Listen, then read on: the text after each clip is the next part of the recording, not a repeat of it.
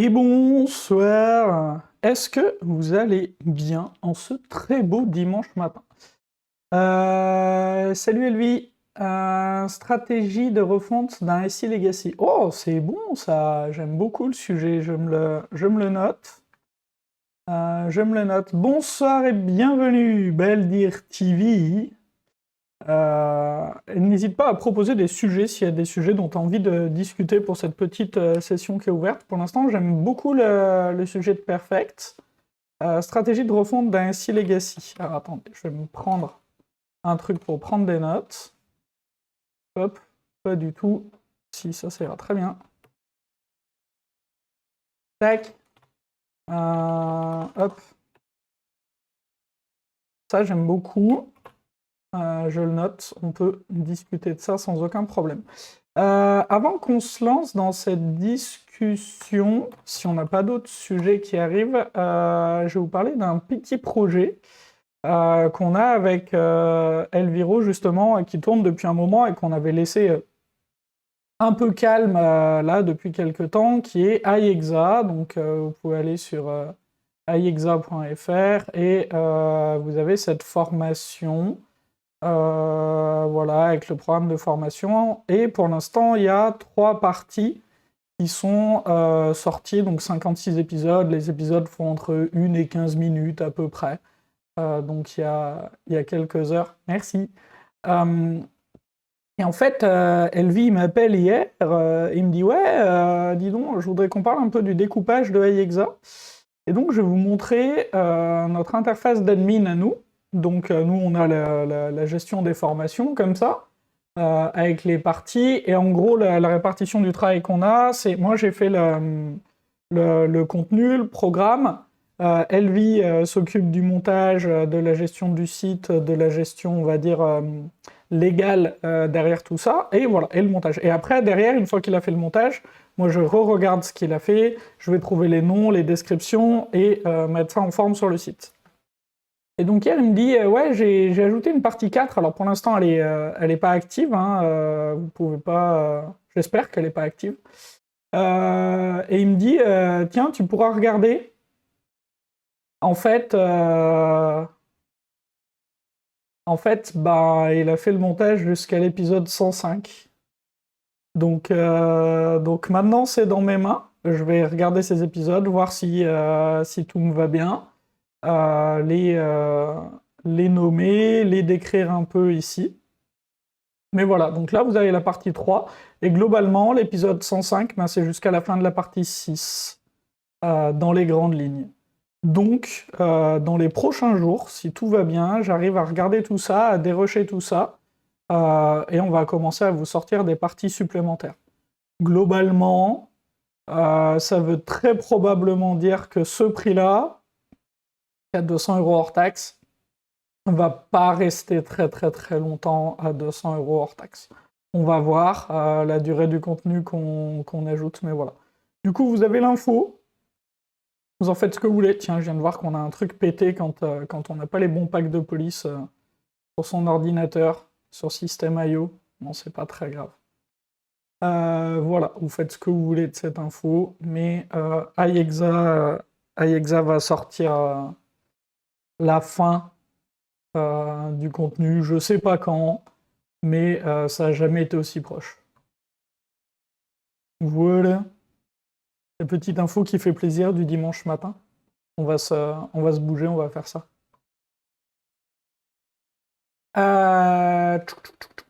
Ensuite, moi j'aime bien cette histoire de stratégie de refonte d'un LC Legacy. Alors en fait c'est extrêmement vaste, il y a énormément de choses à prendre en compte. Donc j'en parle un peu dans mon bouquin. Je vais aller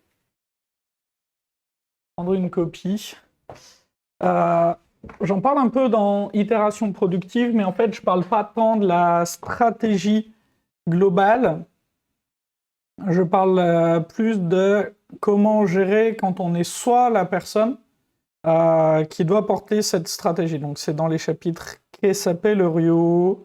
J'aurais pu prendre le sommaire, hein, ça aurait été vachement plus rapide.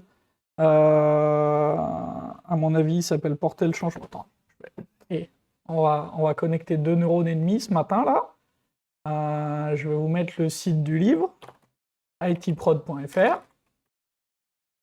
Voilà, on va aller regarder le sommaire. Blablabla. Et donc, il y a porter le changement, organiser le quotidien et gérer la frustration. Donc, c'est pas énormément de place dans le bouquin, mais ça a quand même une place. Voilà. Et donc, ces 3 chapitres parlent de ça. Enfin, en tout cas, de ma vision de ça. Mais ça ne donne pas de stratégie sur comment faire pour refondre un SI parce que c'est très dépendant, etc. Pour moi, la difficulté dans la refonte d'un SI legacy, elle n'est pas tant dans le fait de le faire, dans la technique, dans ce qu'on veut faire. La stratégie, la difficulté, elle est d'abord dans réussir à savoir dans quel état sont les gens, dans quel état d'esprit sont les gens, où ils en sont dans leur compréhension de ça, et de partir de là. Par exemple, si toi tu identifies des problèmes dans ton SI, que tu vois que ça marche pas, mais que tu es le seul à identifier ces problèmes, le seul à voir que ça marche pas, tu ne peux rien faire, tu ne peux pas changer quoi que ce soit tant que tu n'as pas suffisamment de gens qui sont d'accord avec le fait que ça marche pas. Tant que la majorité des gens sont très contents avec la situation actuelle, tu ne pourras pas faire de changement. Je sais pas si ça fait sens, Perfect, si tu es encore dans le coin. Je réponds à ta question, mais avec du retard. Mais la première chose, c'est, ok, est-ce que le constat qu'il y a des choses qui vont pas, il est partagé? Alors déjà, est-ce que la majorité des gens sont d'accord avec le fait que ça va pas? Première chose, parce que déjà, si t'as pas ça, c'est compliqué. Si la majorité des gens te disent, ben non, tout va bien, enfin, je vois pas le problème, on va faire des changements à l'épaisseur du trait, mais c'est tout, quoi. On a des petits problèmes. Alors, si toi, tu vois des gros problèmes, déjà, là, tu pars de très très loin. Faut trouver les métriques pour dire ce qui ne va pas, ce serait un indicateur. Ouais, c'est ça. Donc déjà, est-ce que les gens sont d'accord pour dire que ça va pas? Première étape. Ensuite, s'ils sont d'accord pour dire que ça va pas, qu'il y a des choses à changer, est-ce que c'est la même chose qu'ils voient? Parce que ça peut être extrêmement surprenant. Et en fait, c'est difficile de savoir si les gens voient la même chose, parce que quand tu parles à des gens qui sont en souffrance, qui sont dans un système qui va pas, la plupart du temps, quand tu vas leur demander ce qui va pas, ils vont te présenter leur solution. Je te donne un exemple. Ouais, il y en a marre de cette appli de merde, il n'y a rien qui marche, machin. Ah, ok, pourquoi ça marche pas? TDD, dans quel cas vaut mieux éviter? Je note la question, j'aime beaucoup cette question. Mais si ça te va, si tu peux rester un peu, je continue avec la réponse d'avant. Donc, tu vas leur demander, ouais, ils te disent, ouais, j'en ai marre, c'est n'importe quoi, pourquoi ça va pas? Et en fait, quand tu leur demandes pourquoi ça va pas, la réponse que tu vas avoir, c'est pas du tout pourquoi ça va pas. Souvent, ça va être ouais, faudrait qu'on utilise du Kafka. Je dis Kafka, mais on s'en fout, Kafka c'est une très bonne techno, il n'y a pas de problème avec ça. Et en fait, ce qui te présente, c'est pas pourquoi ça va pas, c'est la solution qu'ils imaginent, et solution qui vient souvent d'une expérience passée personnelle qu'a eu la personne à qui tu parles. Donc là, quant à ça, il faut réussir à revenir à la root cause. Donc ça, c'est des techniques de communication de base. Comprendre comment fonctionne la personne en face de toi. Est-ce que c'est une personne introvertie ou pas? Tiens, d'ailleurs, je vais repartager cet incroyable talk. D'utilité publique, ce talk. Si vous ne l'avez pas vu, prenez... Alors, il fait 19 minutes en vitesse normale. Prenez 19 minutes... Ouais, faut mettre du Drools, faut mettre du machin. Prenez 20 minutes de votre vie, regardez ça. Vraiment. C'est exceptionnel. Il devrait être montré dans toutes les écoles. Moi, il m'a vraiment aidé dans ma carrière, dans ma vie, et c'est 20 minutes, quoi. Enfin, c'est ok. Donc, comprendre comment fonctionne la personne en face, et avec cette compréhension de fonctionnement, des techniques de communication assez basiques, on va réussir par finir par savoir quel est le vrai problème. Donc au début, il va nous dire oui, mais c'est qu'on on perd des événements, etc. Mais en fait, c'est toujours pas le problème. Et petit à petit, on va arriver à un problème. Et le problème que voient les gens peut être très différent. Il y a des gens qui vont voir un problème de « on met trop longtemps entre le moment où on a fait quelque chose et le moment où ça part en prod ». Il y a des gens qui voient un problème de la qualité est pas bonne, donc à chaque fois qu'on livre, on a des bugs et c'est pénible, il faut corriger, on perd du temps, etc. Et en fait, c'est pas le même problème. Et la grande difficulté, c'est que les solutions aux problèmes dans le dev sont souvent, pour pas dire presque tout le temps, contre-intuitives. Je vais donner un exemple. Il y a un problème de bug. Il y a un problème il y a trop de bugs. À chaque fois qu'on livre, on a 15 régressions. La solution intuitive, c'est on va rajouter des phases de vérification. C'est logique. Il y a trop de bugs. Comment on fait pour avoir moins de bugs? On fait des vérifs. Dans le dev, plus on rajoute des phases de vérification, plus on aura de bugs. C'est bizarre, hein? C'est contre-intuitif. Et donc le souci, c'est une fois qu'on est remonté au problème de base, il faut faire très attention à expliquer aux gens pourquoi la solution qu'ils ont, elle va empirer le problème. Et ça, c'est très dur à faire, parce que ça demande très souvent à ce que les gens aient une démarche personnelle d'aller vérifier ce qu'on dit. Par exemple, cette histoire de rajouter des phases de vérification va augmenter le nombre de bugs, c'est très contre-intuitif. On peut essayer de l'expliquer, mais les gens, ils sont pas forcément convaincus. Donc là, il va falloir qu'on trouve des arguments qui conviennent à la personne à qui on parle. Par exemple, si on a quelqu'un qui est assez scientifique, qui a un esprit assez scientifique, on va lui dire, tu peux regarder les études sur le sujet, nommément Accelerate, qui est très très bon sur ça, mais il y en a pas mal d'autres, qui montrent que, en fait, augmenter la durée des cycles, ce qui est ce que fait ajouter des phases de vérification, va augmenter le nombre de défects. Et c'est des études qui sont faites sur des échantillons très très larges, très grands, et donc pour réduire le nombre de défects, il faut mettre en place des approches et des méthodes qui permettent de faire des itérations plus courtes de manière safe. Et donc pour diminuer le nombre de défects et pour augmenter la qualité, il faut former les gens à des choses qui ont l'air contre-intuitives. C'est une des difficultés de se sortir de ça. Donc première étape, état des lieux de où en sont les gens. Ça prend un certain délai, mais ça prend pas énormément d'énergie parce que c'est des discussions informelles. Donc tu vas créer des discussions informelles, au café, si vous êtes en full remote, dans toutes les petites sessions de building qu'on a, etc. C'est de comprendre le vrai pain point des gens. Si les gens voient un pain point ou s'ils sont satisfaits, s'ils se satisfont de l'état actuel. Une fois que tu as ce problème, là, tu vas pouvoir commencer à travailler un plan, mais sans le dire. Ok, j'ai identifié que les gens en ont marre des bugs et qu'il y a plein d'alertes de prod qui ne devraient pas être là. Et donc tu vas pouvoir commencer à mettre en place des choses pour corriger ça, sans forcément prendre ton bâton de pèlerin pour aller changer la vie de tout le monde. Tu vas le faire petit à petit. Bien sûr, tu vas avoir des frictions, bien sûr, tu vas avoir des pushbacks, bien sûr, tu vas avoir des levées de bouclier. À chaque fois, je te lis, à chaque fois que tu vas apporter un changement, tu as des gens qui vont vouloir défendre le statu quo. Parce que c'est confortable, parce que sortir de sa zone de confort, c'est compliqué, parce qu'on a toujours fait comme ça, je vois pas pourquoi on changerait, etc. Donc, apporter des petits changements comme ça, en étant prêt à challenger ce statu quo en permanence. Et être prêt à challenger ce statu quo, ça veut dire être prêt soi-même à faire des concessions dans l'autre sens.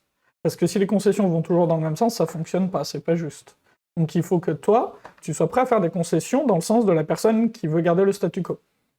Bon, la petite astuce pour ça, c'est d'avoir prévu des choses à l'avance sur lesquelles tu feras des concessions. Oufouk nous dit c'est comme l'eau, la substance la plus testée, on y trouve le plus souvent des anomalies. Je suis pas sûr de à quel moment. Mais sur quoi tu rebondissais sur ça? Est-ce que c'était sur le fait d'ajouter des process ou est-ce que c'était sur le statu quo? Je veux bien que tu me dises Oufouk. Voilà, donc apporter un peu des petits changements comme ça. En apportant ces petits changements, tu vas trouver les gens qui sont foncièrement contre par rapport à rajouter de la vérif. Alors, il y a le fait, c'est même pas tant ça dans le dev qui se passe. Dans le dev, vraiment, tu auras plus de défects. C'est pas que tu les cherches plus et donc tu en trouveras plus. c'est que tu auras factuellement une qualité moins bonne. Plus tu vas ajouter des process, plus tu vas ajouter des phases de vérification, plus tu vas passer ton livrable par-dessus un mur à des équipes différentes, plus ta qualité va factuellement baisser. C'est ça qui est assez contre-intuitif. C'est pas le fait que tu mesures plus qui fait que ça baisse, c'est le fait que tu ajoutes des process, que tu sois sur des cycles plus longs qui fait que ça baisse. Parce que tu vas créer des biais cognitifs. Par exemple, chaque équipe va se sentir moins responsable de la qualité de ce qu'elle livre. Donc, va livrer plus de défects, va livrer des choses moins bonnes. Chaque équipe sera objectivée sur des choses différentes. Et à partir du moment où une métrique devient un objectif, elle cesse d'être une bonne métrique. Par exemple, si tu dis il faut 80% de couverture de test, et que c'est un objectif, les tests deviennent inutiles, globalement. J'ai pris un très très grand raccourci, mais globalement, c'est ça qui se passe. Parce que tu vas rentrer dans un Cobra Effect. Parce que le Cobra Effect, il faut que j'explique ce que c'est. Ça peut être bien, hein. C'est rigolo. Le Cobra Effect, alors je vais oublier le pays, mais c'est pas très grave. Si quelqu'un l'a. Il y a pas mal d'années, il y a un pays dans lequel il y a plein de cobras qui se fait coloniser de mémoire par des Anglais. Et les Anglais trouvent que, Inde. Ouais, je crois que c'est en Inde aussi. Disons que c'est en Inde, mais ça doit se trouver assez facilement sur Wikipédia. Et donc, ils disent, bon, il y a trop de cobras, ça va pas du tout, c'est très dangereux. Bienvenue sur cette chaîne, Shinobi Dev. Et oui, c'est en Inde. Ok, parfait. Donc, ils disent, les cobras, c'est dangereux, c'est n'importe quoi, on va mettre une prime sur chaque tête de cobra que vous nous ramenez. Ok? Le plan étant, on va mesurer le nombre de têtes de cobra qui nous sont ramenées, et comme ça, il y aura moins de têtes de cobra, les gens vont chasser les cobras. Ok? La prime étant foncièrement intéressante, les gens ont commencé à élever des cobras chez eux, à faire des élevages de cobras, et à amener des têtes, et à avoir du coup des primes. Et donc, les colons se rendent compte de ça, et se disent, bon, ok, on enlève la prime. Ils enlèvent la prime. À ce moment-là, les gens qui avaient leurs élevages de cobras, ils relâchent les cobras, ils n'ont plus d'intérêt à le faire. Ce qui nous laisse à la fin avec plus de cobras qu'au début de l'opération. Et donc, en fait, ce truc-là, c'est assez facile à recréer dans le dev. Il y a plein de choses qu'on fait en toute bonne foi en se disant que ça va être très très bien, qui vont totalement créer ça. Et c'est souvent une combinaison de la loi de Goddard. Donc, attendez, je vais prendre des pages Wikipédia. La loi de Goddard, tac, loi de Goddard. Donc, quand une mesure devient un objectif, elle cesse d'être une bonne mesure. Et du Cobra Effect. Blablabla, voilà, mon histoire de Cobra. Est-ce que c'était en Inde? En Inde.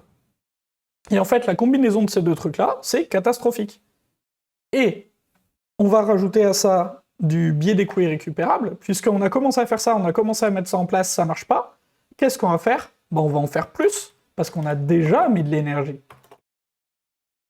Donc, on va rajouter du biais d'écoute irrécupérable, donc du sunken cost fallacy, et on va remettre de l'énergie là-dedans et enchaîner, parce qu'on peut pas s'arrêter, on a déjà perdu plein, et la stratégie ne peut pas être mauvaise, parce qu'on y a déjà investi. Ok? Et donc on va rentrer dans des trucs comme ça qui vont nous mettre dans des situations assez catastrophiques, parce que les bonnes solutions dans le dev sont contre-intuitives, et la loi de Brandolini, qu'est-ce qu'on envoie des trucs aujourd'hui, de Alberto Brandolini, qui dit que la quantité d'énergie nécessaire pour réfuter des... Alors, lui, dit pas des sottises, il dit bullshit, Alberto, est supérieure d'un ordre de grandeur à celle nécessaire pour les produire. Donc c'est au moins 10 fois supérieur. Des fois, c'est 100 fois.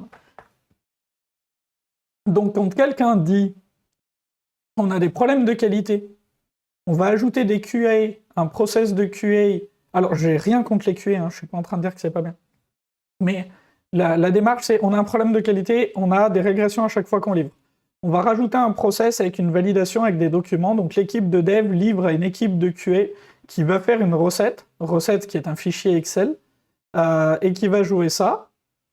On va rentrer dans ce cycle-là où la qualité va baisser.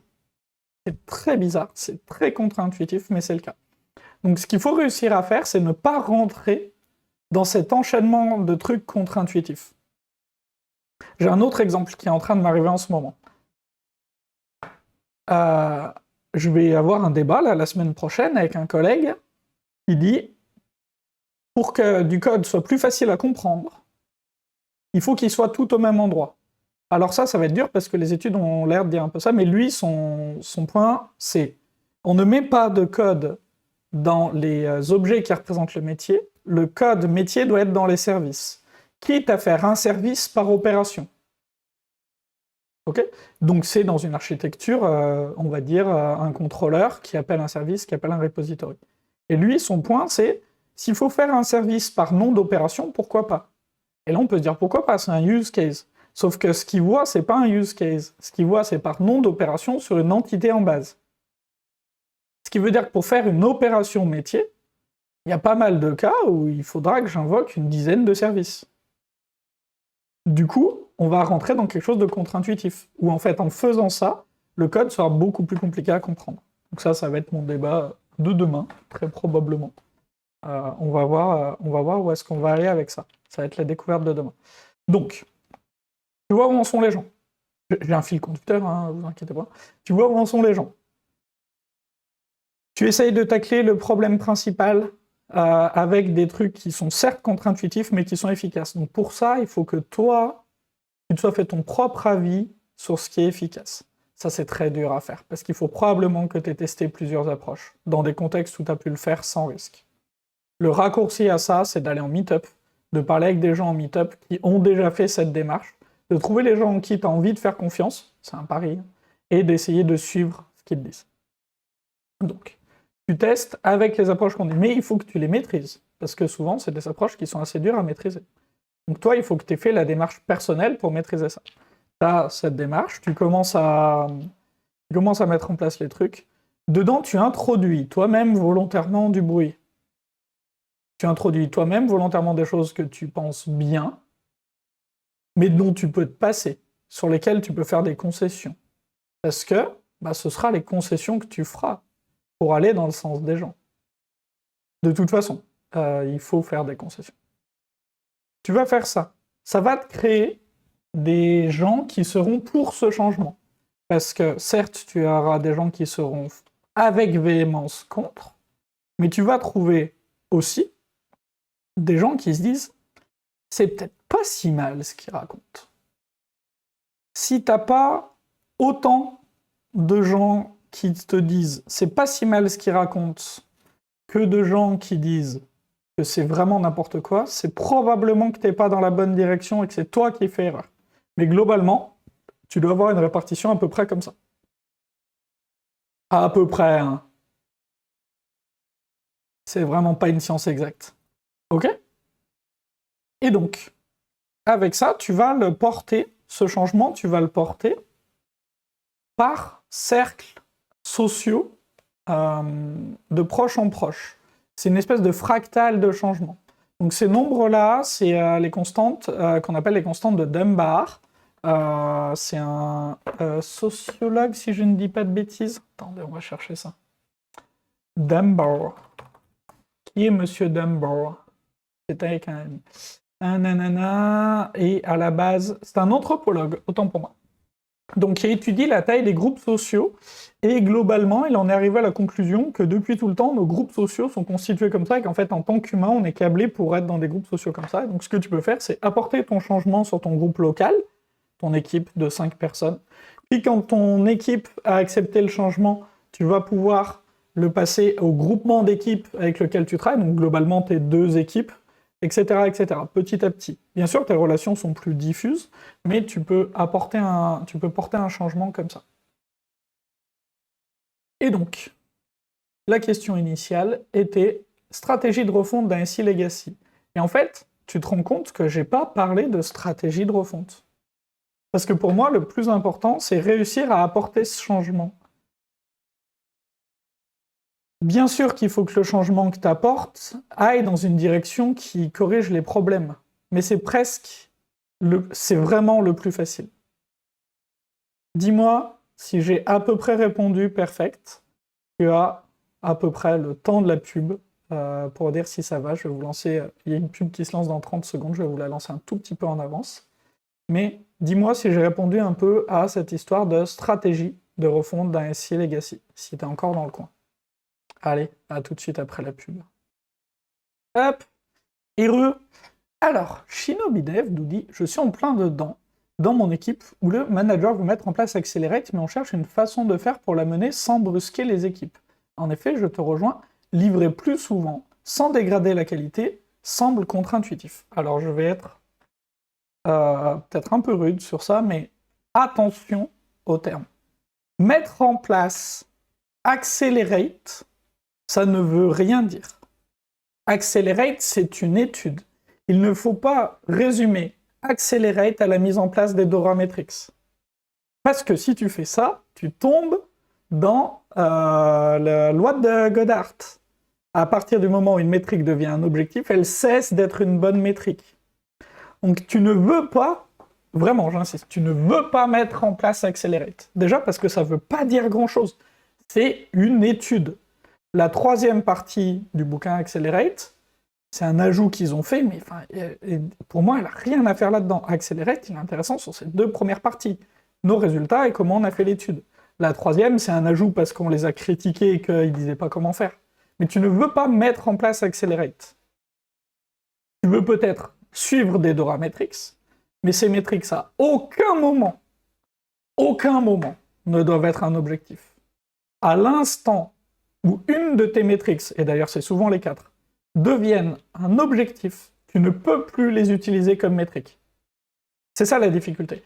À partir du moment où une de ces métriques, tu dis « Ah ben tiens, je voudrais que mon mean time to delivery passe de temps à temps », tu ne peux plus l'utiliser comme métrique.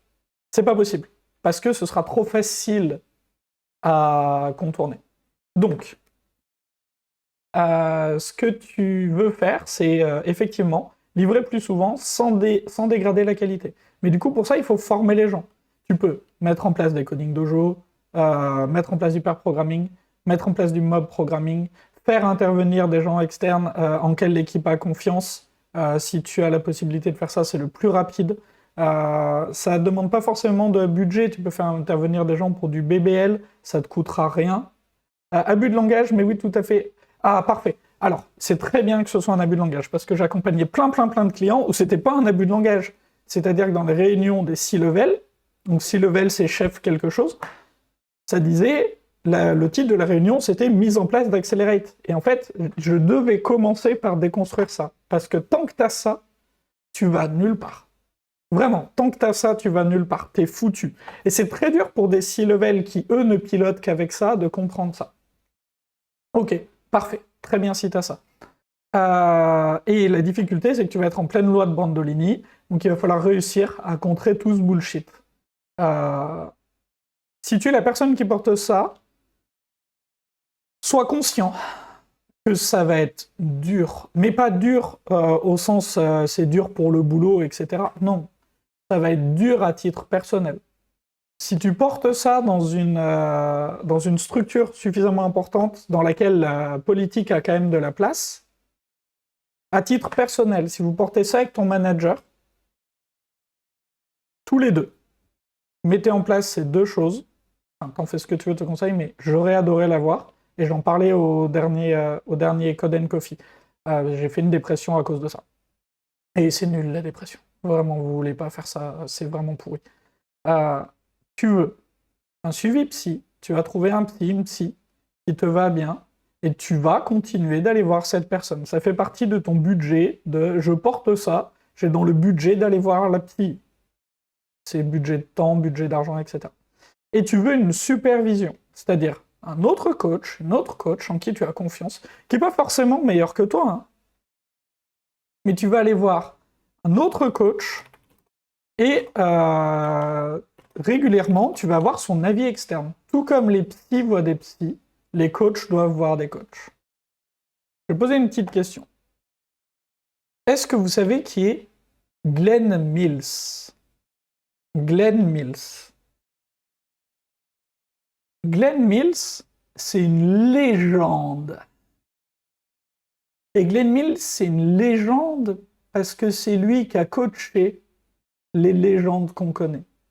Glenn Mills, c'est entre autres le coach d'Usain Bolt. Et Glenn Mills, il court pas plus vite qu'Usain Bolt, c'est pas possible, sinon c'est Glenn Mills qu'on connaîtrait. Donc toi, quand tu vas voir un coach, T'as pas besoin que le coach soit meilleur que toi. Toi, quand tu coaches des gens, t'as pas besoin d'être meilleur qu'eux dans ce qu'ils font. C'est pas ça ton rôle, en tant qu'accompagnant, en tant que personne qui veut monter ça. C'est absolument pas ça le rôle d'un coach. Ça, c'est important à comprendre. Et l'histoire de Glenn Mills, elle est cool et le monsieur est assez incroyable. Apparemment, si tu t'intéresses un peu à l'athlétisme, tu le connais, mais voilà. J'espère que j'ai un peu répondu à tout ça. Je vais passer à la question d'après. Si ça vous va, Test-Driven Development, dans quel cas est-ce qu'il vaut mieux l'éviter?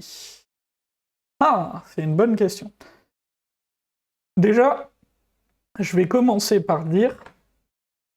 Ça répond? Cool. Sinon, il y a plein de trucs dans mon bouquin qui parlent de ça. Achetez mon bouquin. J'adore l'argent.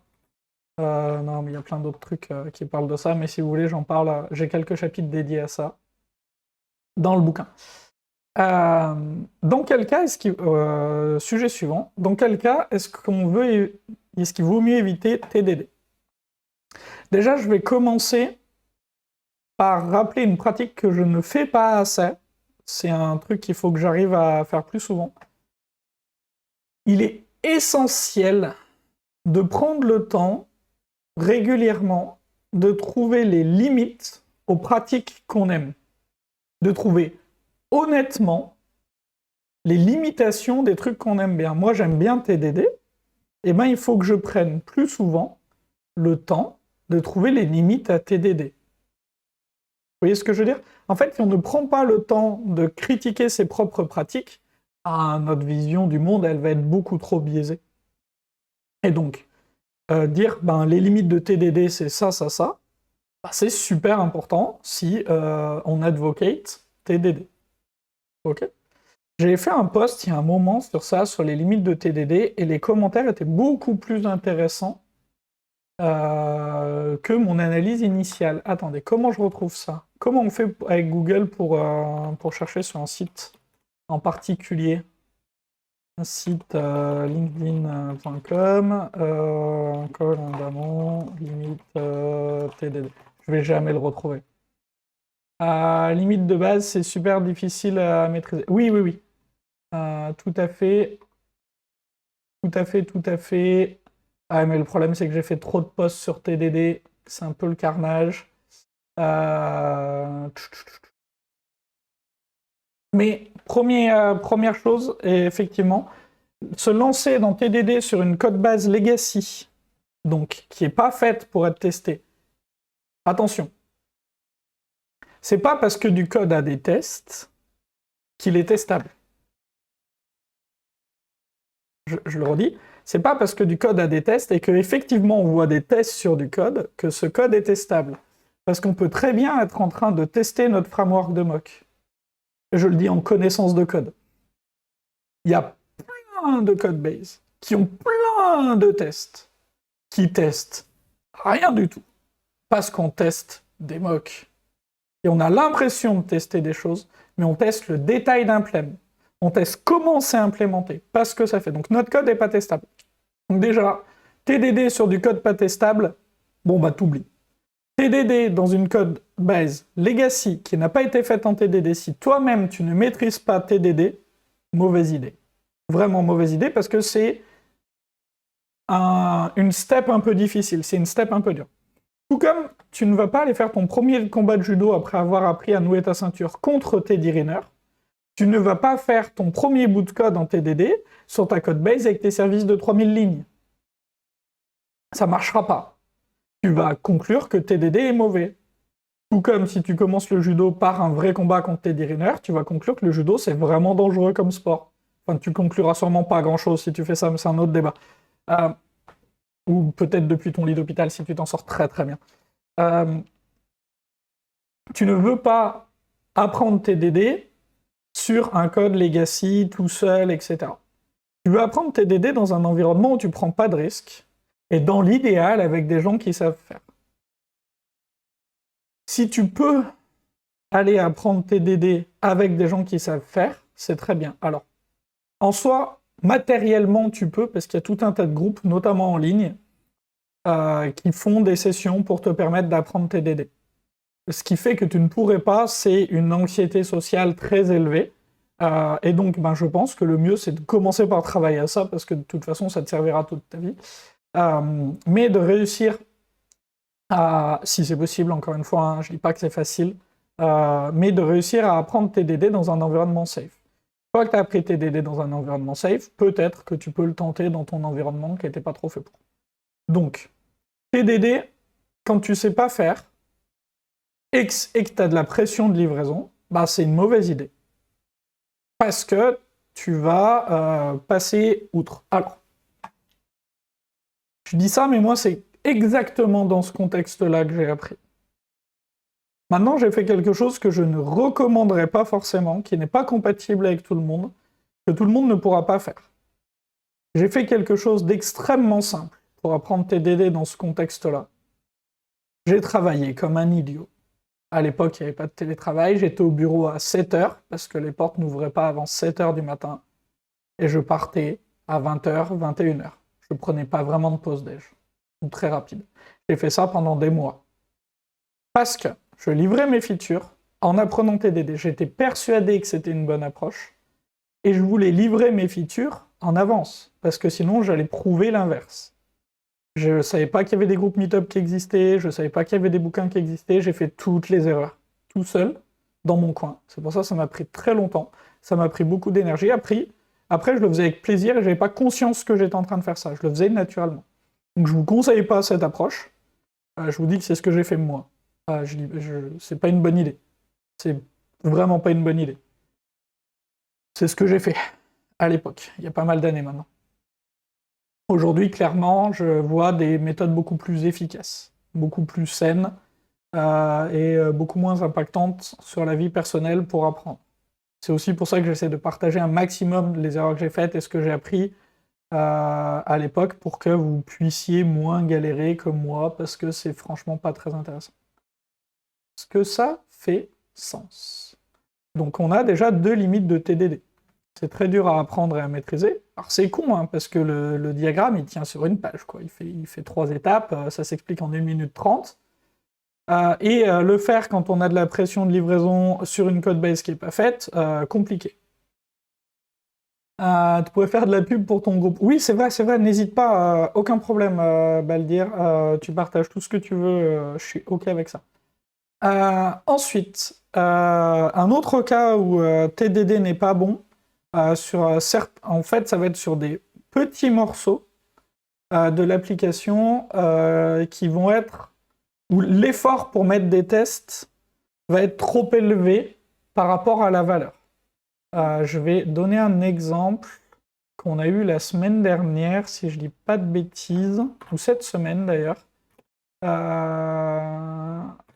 sur le File System Project Repository. Ça là. Cette IO exception qui est là, qui est throw par ce file.list, n'est pas vraiment testable. On ne peut pas vraiment facilement arriver là. Alors en soi, on peut, en mettant un faux file system, en lui faisant répondre des bons trucs à un endroit, pas des bons trucs à un autre. L'effort n'est pas bon par rapport à la valeur. Dans ce cas-là, je préfère dire que ma méthode est exclue des analyses de coverage. Par exemple. Ok? Ah tiens, on parlera des spikes après. C'est intéressant.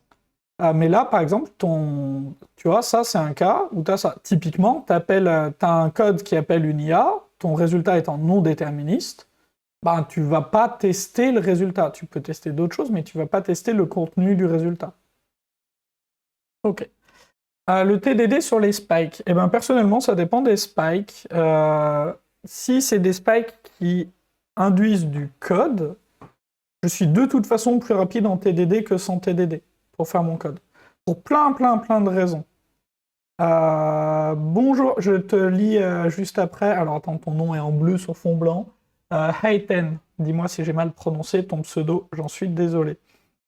C'est quoi un spike? Tiens, Baldir, je veux bien que tu donnes ta définition de spike et on verra si j'ai à peu près la même. Très bonne remarque.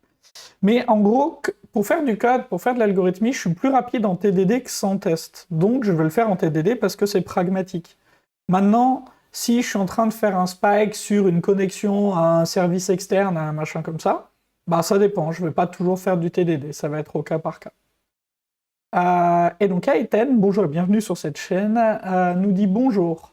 Donc concrètement, TDD sera plus efficace lorsqu'il s'agit de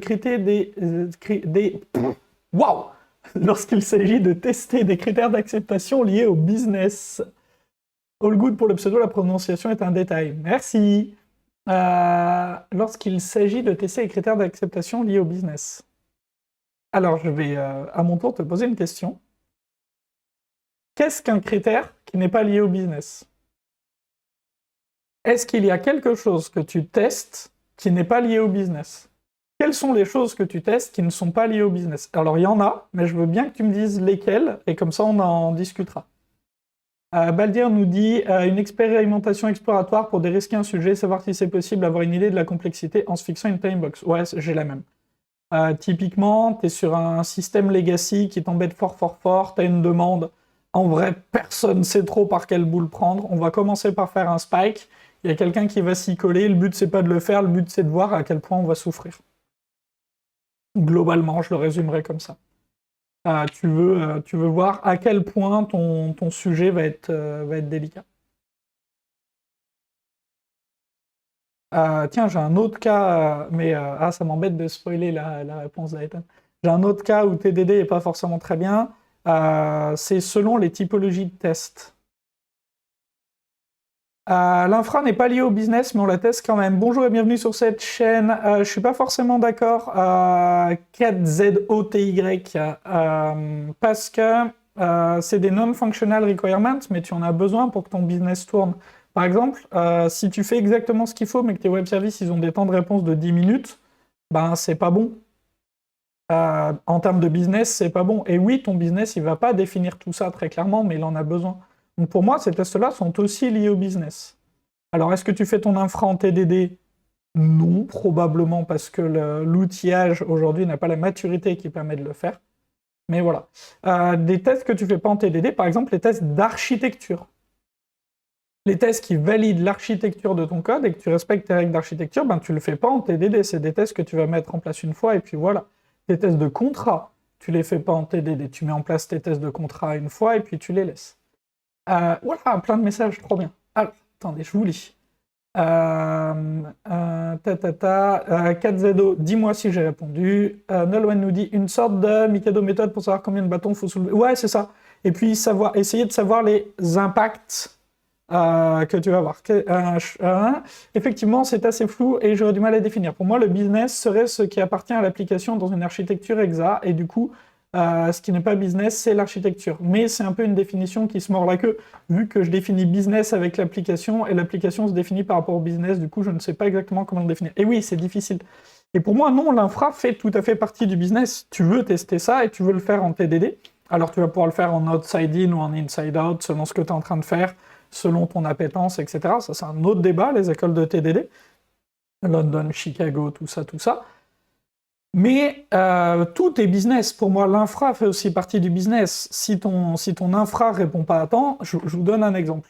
Si ChatGPT commence à mettre 15 minutes pour faire chaque réponse, bah, ils ont un problème business, en fait. Ils ont vraiment un problème business. Même si ça continue de répondre la même chose. Si ça met 15 minutes, et vu les investissements qu'ils mettent et vu le nombre de machines qu'ils achètent, ils en ont conscience de ça et de l'importance de ça. Donc pour moi, c'est aussi du business. En fait, il y a très peu de choses qui ne sont pas business et qu'on teste. Typiquement, l'architecture du code. Ça fait partie des quelques petites choses qui ne sont pas business. Enfin, c'est business indirectement. C'est business pour s'assurer que dans le temps, on pourra continuer à livrer de la valeur business. Mais c'est un peu plus indirect. C'est un peu plus un proxy de valeur business. Qu'est-ce que j'appelle un test de contrat? Un test de contrat, à partir du moment où tu as exposé un contrat au reste du monde, il doit continuer d'être vrai, tu n'as pas le droit de le casser de manière implicite. Typiquement, une API REST, tu n'as pas le droit de la casser de manière implicite. Je te lis après 4ZO.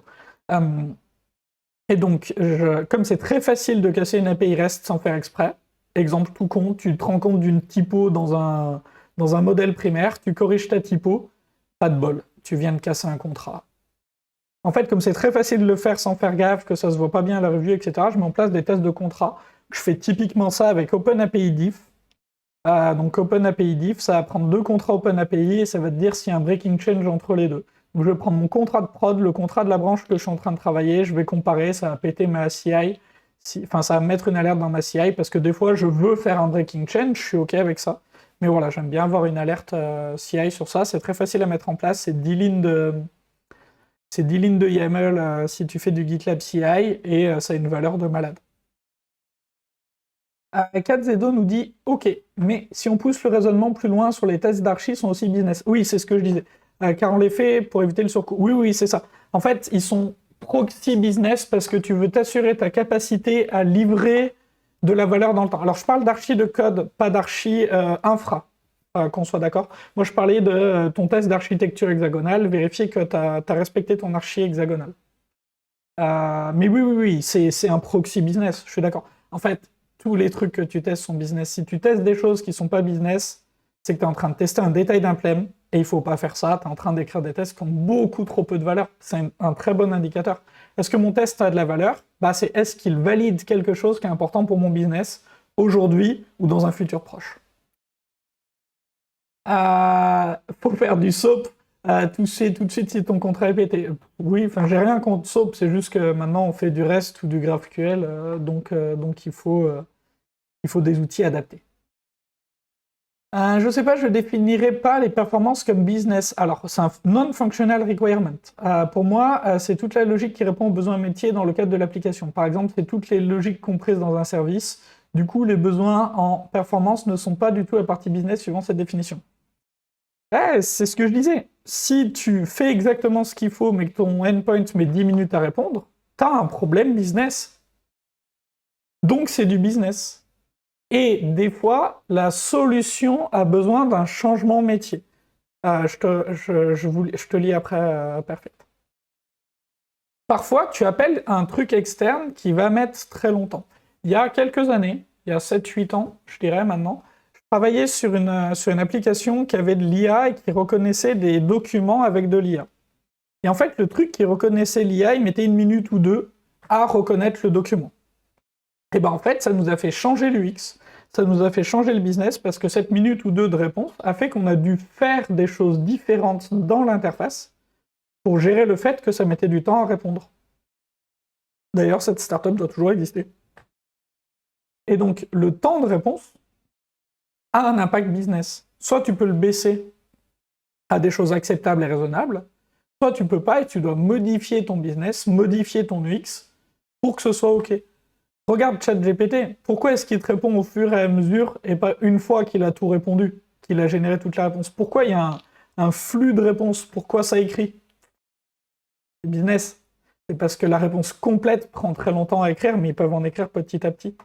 Pour moi, c'est business. Je prends l'exemple de ChatGPT parce qu'il est assez parlant sur ces trucs-là de temps de réponse.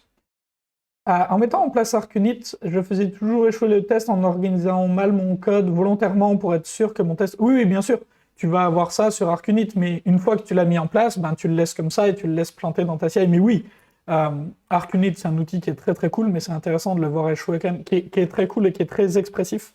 Mais c'est intéressant de le voir échouer pour savoir si tu testes ce que tu veux. Je suis parfaitement en face. Tu as un avis SOAP versus REST API versus GraphQL? Je suis trop jeune pour avoir connu le SOAP. Alors déjà, coup dur. Moi, j'ai bien connu. Non, j'ai pas d'avis. C'est un débat qui prend beaucoup trop de temps, beaucoup trop d'énergie et qui a beaucoup trop peu d'impact, à mon sens. À mon sens, mon avis, c'est que ça vaut pas tant la peine que ça de se poser la question et que je laisserai la place aux gens pour qui c'est très important. Alors GraphQL a un impact important sur l'architecture du code, donc je me battrai un peu plus contre celui-là que contre les autres. Mais REST et SOAP sont vraiment des détails qui vont être tout au bout de mon code et que je vais cacher dans une couche d'infra assez loin. Donc pour moi, mon avis, c'est assez peu d'importance. GraphQL est assez embêtant, donc il faut être sûr d'avoir le besoin. GraphQL, je le mets un peu dans la même case que la programmation réactive. Genre, t'es sûr que t'en as besoin, et non, ça va pas être plus simple. Vraiment, l'argument de « on va faire du réactif, ce sera plus simple », non. Juste, Non, ça va être bien plus compliqué. Et il faut être sûr d'avoir le besoin.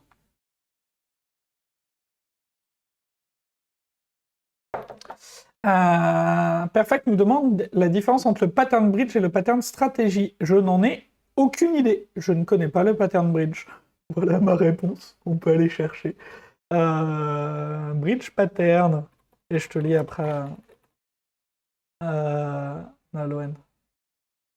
Alors le bridge pattern et le stratégie pattern.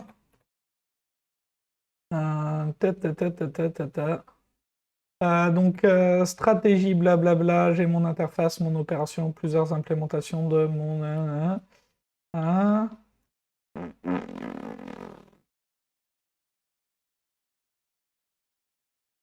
Eh ben aucune idée. Ah, t'as eu un niveau d'abstraction en plus, t'as un niveau t'as un truc en plus qui fait ton orchestration. Mais j'en sais rien, je te dirais une bêtise, donc je vais pas dire de bêtises. Voilà ma réponse. Sur le live précédent, tu parlais de l'approche code first pour les contrats, ouais. Est-ce qu'il y a des cas où se mettre d'accord sur un contrat d'API est pertinent? Il y a des cas où c'est nécessaire, mais je pense que c'est jamais pertinent.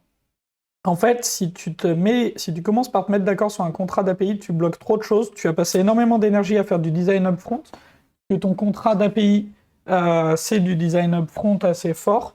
Donc pertinent, non.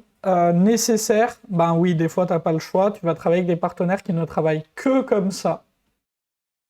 Et donc, si tu n'arrives pas à le faire émerger par ton code suffisamment vite, tu peux faire ça. Ou alors, tu peux avoir des collègues ou des architectes qui le mettront de manière très, très, très prégnante dans leur manière de faire. Ce sera vraiment essentiel pour eux. Donc là, tu peux faire comme ça. Mais pour moi, c'est pas pertinent. En fait, c'est une perte de temps. C'est comme faire ton data model en avance. Tu vas t'ancrer dans un design que tu veux pas et qui est beaucoup trop tôt. Je préfère faire émerger mon design par un besoin, donc par du code, donc par des tests, que de faire ça. C'est la même chose, le contrat étant d'un côté, le data étant de l'autre. Mais pour moi, c'est le même problème. GraphQL, tu as vite d'avoir des problèmes de découpage de fonctionnalités en ayant tendance à déporter de la logique sur le consommateur. Ouais, c'est ça, GraphQL a vraiment un impact architectural qui est violent. Baldir TV nous dit quand savoir s'arrêter pour éviter l'over-engineering. C'est un problème que j'ai en ce moment. Pour moi, la question, elle n'est pas de savoir quand savoir s'arrêter, elle est de savoir quand commencer. En fait, pour éviter l'over-engineering, tu ne veux pas faire d'engineering au sens je vais penser tout mon truc avant de le coder. Pour éviter l'over-engineering, tu veux commencer le plus vite possible et prendre une pause au moment où tu es bloqué, où tu as besoin de faire de l'engineering. Maintenant, il faut réussir à faire accepter que tu dois commencer très vite. Et ça, selon le système dans lequel tu es, c'est plus ou moins facile. Donc tu veux... Oh, pardon. Pub dans 15 secondes. Mais tu veux accepter de démarrer très vite. Et c'est là où tu vas pouvoir éviter l'over-engineering. Et je vous lance la pub. À tout de suite. Ça fait la loupée. Et ah là là, la pub mal timée qui a mis longtemps à se lancer. Je suis désolé. Je suis pas encore à l'aise avec cette histoire de pub. Faudrait que je me mette un outillage, un truc qui soit un peu plus clair pour éviter de louper ça. J'en profitais pour regarder un peu. J'ai un post qui s'est posté à 10h30. Mes posts LinkedIn sont planifiés à l'avance. Je regardais un peu ce que ça racontait. Eh ben, avec plaisir pour les réponses à Ethan. Avec grand plaisir, c'est le but de ces petites discussions. Est-ce que ça vous intéresse qu'on parle rapidement de LinkedIn en tant que dev, de comment ça marche, de ce que je vois moi dans mes interfaces LinkedIn où vous vous en foutez et c'est pas un truc qui vous tente? En fait, plus ça va, plus je me dis qu'avoir de la présence sur un réseau social en tant que dev, c'est important pour pouvoir se retourner. Et le problème, c'est qu'il faut construire cette présence au moment où tout va bien pour pouvoir en avoir besoin quand ça va pas. Parce que ça prend un certain temps à faire. Et donc, si ça vous intéresse que je vous parle un tout petit peu de ça, et qu'on voit, bof, ok, c'est Teamsphere, euh, ça me va comme réponse. Alors, Shinobi Dev qui nous dit lorsqu'on déploie une application composée de plusieurs microservices, ouais, mais que seul un ou deux évoluent fréquemment, ouais. Peut-il monter en version l'ensemble des microservices oulala à chaque changement, ou bien peut-on versionner individuellement les microservices selon leur propre système? Ça dépend de ton context map. Ah oui, oui, j'ai plein de retours là-dessus. Alors, ça dépend de ton context map. Alors, bouge pas, je te trouve un schéma d'un context map. Blablabla, blablabla. Bla, bla, bla. Alors, en soi, tu veux éviter à tout prix d'avoir à monter plusieurs services ensemble parce que tu es dans un monde vraiment nul si tu as à faire ça. Vraiment, vraiment, vraiment, tu veux l'éviter. Maintenant, ça va dépendre de ton context map. Donc, le context map, c'est globalement les relations entre des bandits de contexte et il y a 9 stratégies voilà, pour faire parler deux contextes entre eux. Donc, si tu as des contextes qui partagent un shared kernel, et que c'est ce shared kernel qui évolue, bah, tu devras livrer tes deux contextes probablement en même temps de manière synchrone. Mais ça, tu veux l'éviter à tout prix. Le retour d'expérience, c'est que tu veux vraiment, vraiment, vraiment pas faire ça. Ça veut dire que tu veux vraiment, vraiment, vraiment pas avoir un projet qui s'appelle modèle et que tous tes services partagent. Et c'est là le truc puissant des bandits de contexte. C'est justement, chacun de tes contextes est borné, chacun de tes contextes a son modèle. Oui, tu peux avoir des shared kernels, mais ces shared kernels doivent être extrêmement réduits. Parce que plus ils sont petits, moins ils ont de raisons de changer. Mais voilà, tu ne veux pas un modèle partagé, vraiment. C'est ma boîte actuelle, de ce que j'ai compris des anciens, ils ont fait ça au début, et ouais, t'en reviens fort, fort, fort. Tu veux pas ça. Ouais, voilà. Donc ça, des personnes qui mettent un jour par semaine, moi j'ai été dans des contextes où il y a une personne dont c'est le travail à temps plein, de faire les montées de version. Voilà. Donc non, ça tu veux pas. Tu veux que chaque microservice soit... Ouais, c'est ça, et c'est un enfer, et c'est une science exacte, et t'as un bus factor de malade sur ça, etc. Donc tu veux que tes services soient le plus autonomes possible, parce que tes services, ils sont découpés autour des bandits de contexte. C'est bien les bandits de contexte qui sont la borne de découpage des microservices. Alors, c'est pas les subdomains, et c'est ça qui est contre-intuitif et un peu embêtant. Parce que autant on trouve assez facilement le découpage des subdomains, parce que c'est les métiers, etc. C'est un peu plus facile à trouver, je trouve, que les bandits de contexte, mais tes microservices sont bien autour des bandits de contexte. Et comme ils sont autour des bandits de contexte, eh ben, tu peux les livrer de manière autonome. Mais non, tu veux surtout pas synchroniser les versions. Parce qu'en fait, si tu synchronises les versions, ça veut dire que tu dois synchroniser le travail de tes différentes équipes, tu perds tout l'intérêt des bandits de contexte.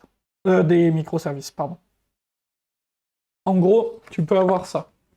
Je vais essayer de le montrer. Ah! Au secours. Donc, tu as ton domaine. C'est globalement ce que fait ta boîte.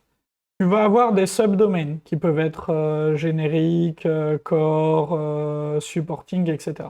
Dans chacun de ces domaines, tu as des bandits de contexte. Et tu peux avoir dans certains cas, alors tu veux l'éviter, mais ça peut arriver, tu peux... Oh putain, j'ai du lag et c'est inversé, c'est terrible. Tu peux avoir des bandits de contexte qui sont entre plusieurs subdomaines. Alors ça, tu veux l'éviter à tout prix, mais des fois, tu n'as pas le choix. Par exemple, tu peux avoir un bandit de contexte qui s'appelle Rio SAP, et qui va être entre plein de subdomaines. Ton inventaire, ta vente, ton marketing, ton machin. Ou HubSpot, hein, j'ai pas d'action chez l'un ou chez l'autre. Je crois. J'ai probablement des actions chez l'un ou chez l'autre, vu que j'ai des ETF, mais c'est un autre débat. Tu veux éviter ça, mais des fois, t'as pas le choix, parce que tu vas avoir des gros logiciels qui sont au milieu de tout. Mais dans tous les cas, tes microservices doivent avoir leur cycle de vie qui est autonome. Et c'est tout à fait sain que tu aies une équipe qui livre 20 fois par jour et une autre qui livre une fois par mois. Si ça leur convient comme fonctionnement, si ça convient au métier qu'ils gèrent, c'est OK. Et tu veux surtout pas versionner ça ensemble, parce que ça ne marchera pas à moyen terme. Ce que j'ai répondu.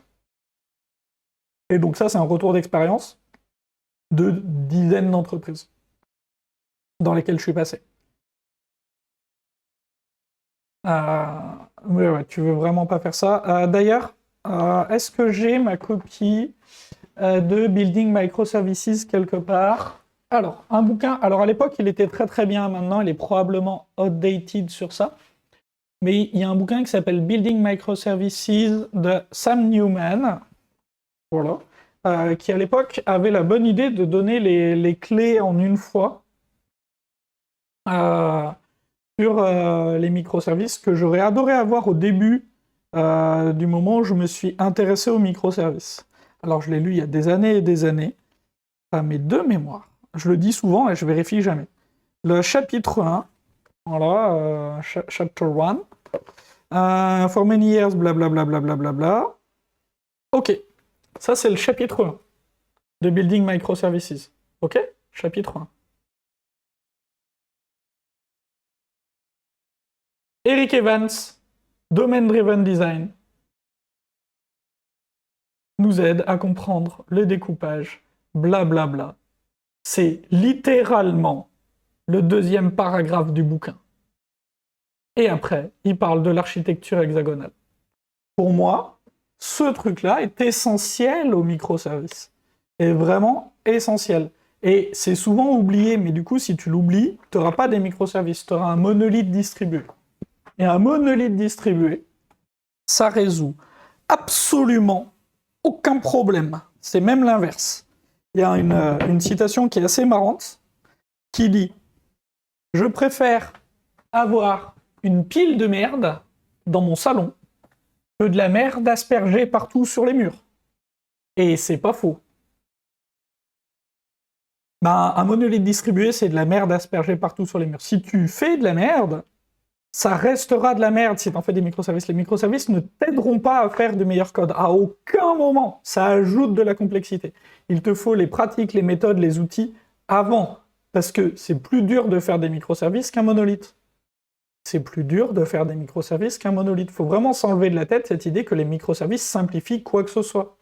C'est nécessaire, on en a besoin dans plein de contextes pour scaler, pour avoir des équipes qui soient autonomes, mais ça ne simplifie rien du tout, ça complexifie tout. Du coup, ça fait pas sens d'avoir un déploiement full de l'ensemble. Surtout pas. Surtout pas. Ça, c'est pas des microservices, ça c'est un monolithe distribué. Tu ne veux pas tout déployer. Jamais. Jamais, jamais, jamais. Surtout pas. C'est un anti-pattern de faire ça. Est-ce que ça répond? Alors je suis véhément hein, sur ça, hein. Mais j'ai accompagné plein d'équipes à faire ça, c'est pour faire ça. C'est pour ça que je suis un peu véhément. Comment tu gères les contextes de l'application pour gérer un utilisateur courant entre les microservices pour récupérer les relations de l'utilisateur courant, par exemple? Alors il y a deux stratégies.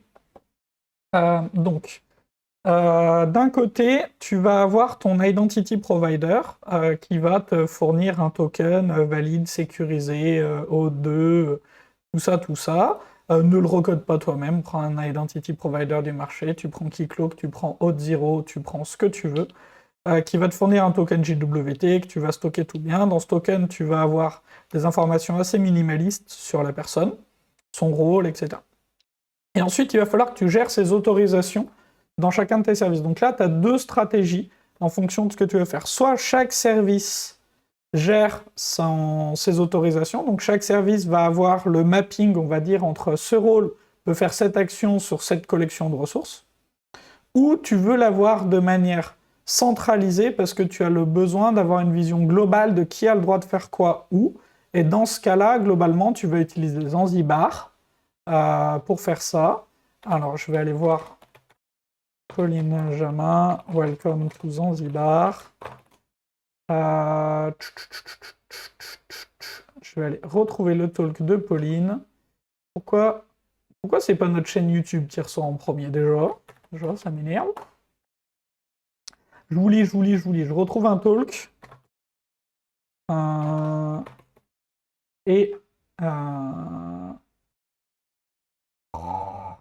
Obligé de chercher chercher comme ça. Les Software Crafter Lyon, les vidéos. Populaire cette vidéo en plus. Elle est où? Voilà. Tac. Donc, il y a des éléments de réponse là-dedans. Donc, Pauline qui explique ce qu'ils étaient en train de mettre en place à l'époque chez Agicap, qui est en place maintenant, et elle a redonné ce talk pas mal de fois, mais c'est la première version du talk. Là, tu auras des réponses. Récupérer les relations de l'utilisateur courant, par exemple. Et donc, voilà, donc tu peux faire ça. Et moi, quand je le fais en distribué, donc j'ai un outil que j'ai open sourcé dans Seed4j, qui s'appelle Kipe, K-I-P-E, donc qui peut faire ça. Et donc c'est à la fois la matrice et le branchement des autorisations pour te dire qui peut faire quelle opération sur quel truc. Qui est juste une petite surcouche de Spring, c'est même pas une surcouche, c'est du Spring Security. Spring Security a un truc pour faire ça, mais qui est assez difficile à utiliser. Et donc c'est juste pour faciliter ça. Est-ce que j'ai répondu 4ZO? Baldir nous dit un des problèmes des microservices, comme beaucoup de choses, c'est que chacun a sa propre définition. Oui. Tant que l'état de l'art, aka ADR par exemple, n'est pas un minimum clarifié et validé par les équipes, c'est compliqué. Oui, tout à fait. Tout à fait, tout à fait. C'est vraiment pas simple parce que chaque équipe va en voir un truc différent. J'ai quelqu'un de très très énervé que j'ai fini par bloquer sur LinkedIn il y a une semaine ou deux, qui m'insultait ouvertement dans les commentaires parce qu'il m'expliquait que j'avais aucune idée de quoi je parlais quand je disais que les bandits de contexte étaient essentiels aux microservices. Je me suis fait insulter sur LinkedIn il y a 2 semaines parce que je disais ça et la personne a jugé bon de dire que j'étais un asshole, un machin, enfin bref. Voilà, donc apparemment ça justifie ce niveau de violence, de dire que les microservices sont très liés au concept de bandit de contexte. Pour vous donner une idée à quel point les débats peuvent être houleux sur ça. Donc là, c'est quelqu'un qui s'énerve à ce point-là sur Internet, donc vous imaginez bien que dans vos équipes, ça peut être... L'avantage, c'est que sur Internet, j'ai pu cliquer sur ban et passer à autre chose. Dans les équipes, ben, je peux pas et il faut trouver une vraie solution. Ça répond? On peut parler des ADR, tiens, donc ADR, Architecture Decision Record, c'est un document dans lequel on va écrire une décision d'architecture. Le but, c'est pas de l'ancrer, c'est pas de le faire en avance de phase, le but, c'est de pouvoir retrouver les informations qui font qu'on a fini par prendre cette décision. Puisqu'au moment où on prend une décision, on le prend avec un certain nombre d'informations, et dans quelques temps, quand on remettra en cause cette décision, ben, on aura oublié les informations et les choses qui ont fait qu'on a décidé ça. Et donc c'est intéressant de pouvoir y revenir et de pouvoir se dire ah oui, on avait décidé parce qu'à l'époque on avait ça, et comme ça on peut regarder si c'est toujours d'actualité ou pas. 4Z2, je posais la question car actuellement on a un objet contexte. Aïe aïe aïe aïe aïe. Aïe aïe aïe aïe aïe, les problèmes. Dans un shared kernel, et c'est la gateway qui charge cet objet et l'envoie au microservice. Aïe aïe aïe. Ouais, bah t'as pas des microservices, t'as un monolithe distribué. Oui, t'as un monolithe distribué, et en fait ton problème, c'est de réussir à mettre les concepts de ce contexte dans chacun de tes trucs. Mais oui, t'es dans un cas de monolithe distribué, et ce contexte qui avait probablement l'air d'être une bonne idée, maintenant, on va revenir sur le début du live. Est-ce que les gens se rendent compte que c'est un problème? Est-ce qu'ils sont d'accord de pourquoi c'est un problème? Et s'ils sont d'accord, comment est-ce que tu as une solution? Une solution intermédiaire de ça, c'est d'enlever le chargement par la gateway. Et donc les étapes pour sortir de ça, c'est t'enlèves, tu le fais plus charger par la gateway et passer dans un token ou dans un header à tout le monde. Mais chaque service va faire des appels web service au truc qu'il utilise et ne va consommer que les éléments dont ils ont besoin. Cette étape intermédiaire te permet de savoir qui a besoin de quoi très exactement et te permettra de faire apparaître les contextes. Est-ce que tu as un contexte dédié auquel tout le monde doit avoir accès? Et est-ce que tu as des petites choses qui sont faites dans chacun des contextes et que tu vas pouvoir distribuer comme ça plutôt que de tout mettre dans ce truc contexte global? Donc ça, c'est une stratégie en plusieurs étapes mais qui fonctionne bien dans ce genre de cas pour retrouver quelles sont les bornes de tes contextes. Je vois souvent des projets open source utiliser des badges pour la qualité, le coverage, la dernière version déployée. Est-ce que tu sais à quoi ça sert? Ah, ils sont pas d'accord. Je suis un petit jeune pas très crédible. Ouais, ça c'est le problème. Donc, première chose, augmenter ta street cred. Les badges, la qualité, etc. Pour les projets open source, c'est de la street cred pour montrer que le projet est un peu sérieux. Maintenant, la plupart des projets open source prennent ça vraiment comme une métrique, c'est pas comme un objectif, donc ça pose pas de problème. Tant que c'est une métrique, c'est pas un objectif, une métrique, c'est cool. Et donc afficher une métrique, c'est cool, pas de problème. Quand tu rentres dans un bâtiment d'une grande entreprise et que ça affiche des métriques sur les écrans, pas de problème, tant que c'est pas un objectif. Quand ça devient un objectif, ça peut plus être une métrique. C'est autre chose. Ouais, et donc, ouais, 4Z2, première étape, street cred. Travailler ta street cred. Parce que te battre contre ça, pour l'instant, c'est un combat contre des moulins et tu vas y perdre ton énergie et t'abîmer toi. Pas forcément intéressant. Perfect nous dit, pour les nouveaux devs, difficile de savoir par où commencer. Oui. Même avec des notions de base, la base étant appréciation subjective, exemple, tout à fait. Dans mon bouquin, j'ai ce schéma. Alors, c'est pas un schéma que j'utilise comme voilà l'ordre dans lequel il faut apprendre les choses, etc. C'est plus un schéma pour se rendre compte de la difficulté que c'est d'apprendre TDD. Du nombre de prérequis complètement absurdes qu'il y a pour arriver là. Et je le trouve intéressant pour ça. Et pas comme faites les choses dans cet ordre-là. Mais oui, c'est dur. Est-ce que c'était plus facile à notre époque où il y avait moins de choses à connaître et on pouvait apprendre un peu plus dans l'ordre? Peut-être. Maintenant, on avait moins de communautés, on avait moins de choses on avait plus de questions, on devait changer plus souvent d'outils. Par exemple, à l'époque, il n'y avait pas Git, donc on apprenait plein de systèmes de gestion de sources, voire on inventait les nôtres à base de répertoires partagés réseau. Je sais pas si c'est plus dur ou plus facile d'apprendre, j'en ai aucune idée. Je pense que c'est toujours aussi intéressant et que pour faire ce métier, il faut aimer apprendre. Sinon, on n'a pas forcément choisi le bon métier. Mais oui, c'est très dur. Et un raccourci, c'est probablement d'aller dans les communautés et d'essayer de sortir de son bocal. Il ne faut pas nager dans le même bocal, qui des fois est un tube à essai, hein. Parce que on va se créer des convictions qui seront très fortes et on deviendra ce qu'on appelle dans le jargon technique. Voilà, c'est très très technique comme terme, mais un vieux con. Voilà, donc vous voulez pas devenir ça, et pour pas devenir ça, ben, vous avez besoin de votre travail au quotidien, qui est très probablement celui que vous avez pu trouver si vous êtes un jeune dev, et de ce travail au quotidien, ben, pour vous en sortir un peu pour voir ce qui se passe ailleurs, allez voir des communautés, mais pas les communautés de votre techno, parce que ça ne fera que renforcer vos convictions. Vous pouvez aller dans les communautés de votre techno, mais allez voir un peu ce qui se fait ailleurs.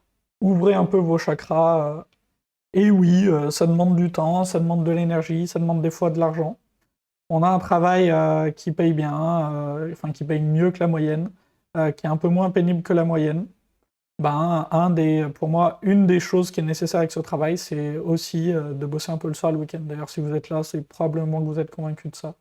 Donc c'est ok. Moi, je me rends compte que je commence à avoir plus trop de voix et que j'ai plein de choses à faire aujourd'hui. Donc je ne vais pas trop tarder à couper. En fait, je parle fort quand j'ai un micro, c'est une habitude et je me nique la voix. C'est con, hein. Alors que mon micro, je peux parler comme ça, il n'y a aucun problème, il le capte très très bien. Tous les réglages sont bons. Bref. Je réponds à Shinobi et je filoche. Je me rends compte qu'il y a plusieurs niveaux dans l'apprentissage du TDD. Oui. Au début, on pense que c'est facile. Alors, pareil, je reprends ce que j'ai écrit dans mon bouquin sur ça. Est-ce que je vais le retrouver facilement ?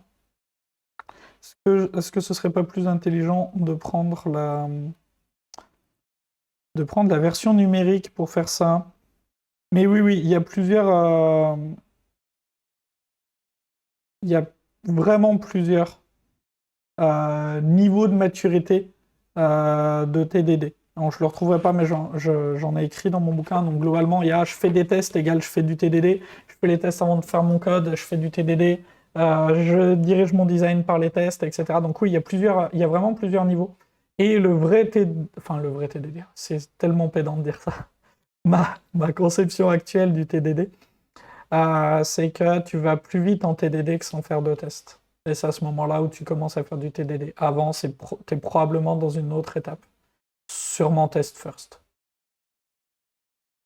Je me rends compte qu'il y a plusieurs niveaux dans l'apprentissage de TDD. On pense au début que c'est facile quand on nous explique le contexte. Ouais, c'est faux, c'est pas facile du tout. Puis on se dit que ça sert à rien parce qu'on perd du temps. Ouais, parce qu'on est au début et qu'on est en train d'apprendre. Puis on se dit, puis à force de pratiquer, on se rend compte que ça apporte. Puis on comprend que ça implique plusieurs notions, test, design, refacto, et que ça prend du temps. Ouais, c'est exactement ça. Tout à fait en face. Non, je n'ai pas vu passer les mini-books d'Alistair. Est-ce que tu as un lien? Va le dire. Je n'ai pas vu passer du tout. Si tu as un lien, tu peux le partager, ça m'intéresse. Et sur ce, moi je vais filer. J'ai bien apprécié cette session, c'était bien chouette. J'espère que c'était chouette pour vous aussi, et que c'était bien cool. Et je referai des lives, mais pareil, je sais pas quand. À l'envie, à l'inspiration.